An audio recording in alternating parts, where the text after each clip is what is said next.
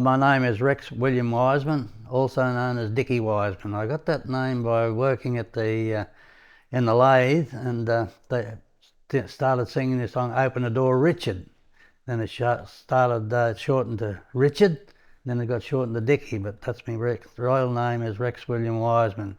I worked at the sugar mill for 49.5 years. I started as a shop boy when I was 15, then an apprentice fitter and turner, and then moving in when Bill McGrath retired in the store, I moved in as the storekeeper and purchasing officer.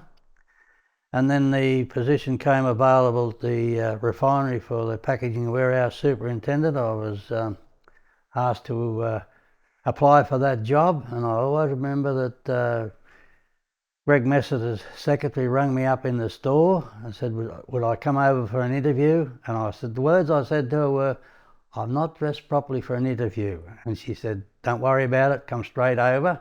Had the interview, walked out the door. All the staff are shaking my hands and congratulating me that I got to have the job as a packaging warehouse superintendent. So it must have been, I think it was it. My favourite part was the friendship made over the years, both in the mill and in the refinery. The industry enabled me to bring up a family of 5 children in the same house that my grandfather reared all his children. That's just up the road up there. And it was a good place to rear children. They had a big yard in the back, and the river was opposite where they did a lot of fishing and everything like that. I gave them a good education. That was when I got married. I promised that I'd give them a good education. The industry allowed me to communicate with people from all walks of life. The 150 year celebration, well, I worked here for 50 years of my time, and the industry was my life, which I'm proud and honoured to be part of. One of the biggest changes was the hauling of the cane by river transport and then to trucks. But then the industry really blossomed. The fondest memory was being part of the changes and the challenges that came with the change. The Manildra people referred to me as the loaves to fisherman, the one who could perform miracles to meet customers' requirements.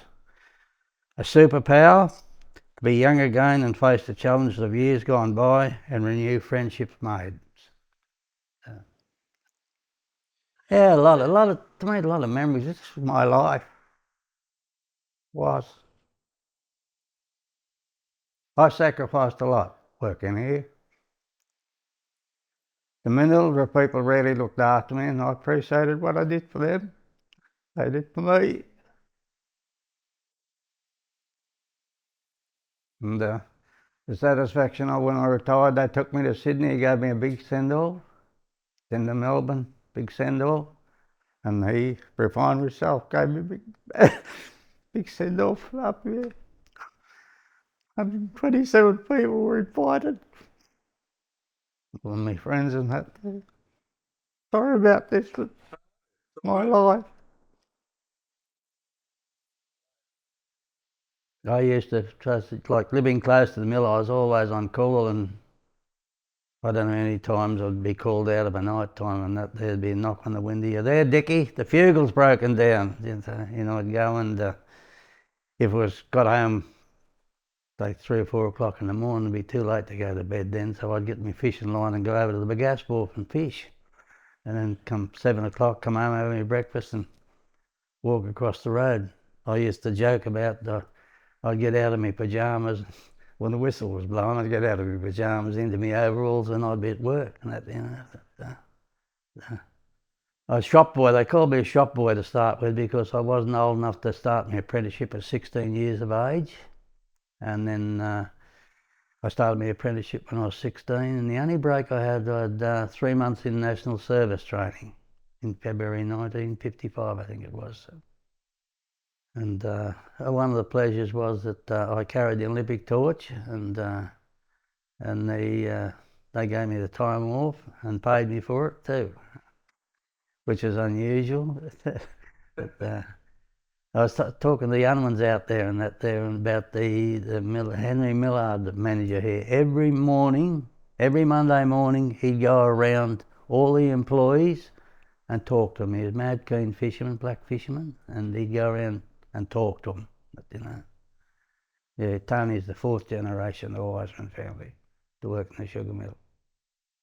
Well, my dad was a sugar boiler, plumb supervisor. My Uncle Carmel was a sugar boiler. Yeah, well, I suppose it's really been our life, the family's life. My grandfather reared his children in that little house up there, and I was able to rear my children in that house. That sticks. Kids all learnt to swim in the river, sharks and all, and that there, and as I say, it was ideal. I said this was an ideal area to bring children up because we had a big backyard in the house up there, and you had the sports ground out there.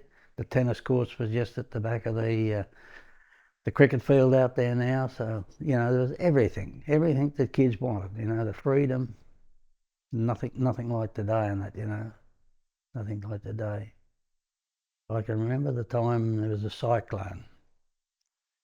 They didn't get the, in those days, if a cyclone came, all the cane punts and that and the boats would be all transferred to the southern side of the river and tied up to those piles over there. But this particular year, and that the cyclone came and they never had time, so 3 or 4 of the launches that towed the cane punts sunk. And Barry Wiblin and I, who were apprentices, they sent us down through the manhole to plug all the holes up so they could pump the water out and refloat the boats. That was dangerous.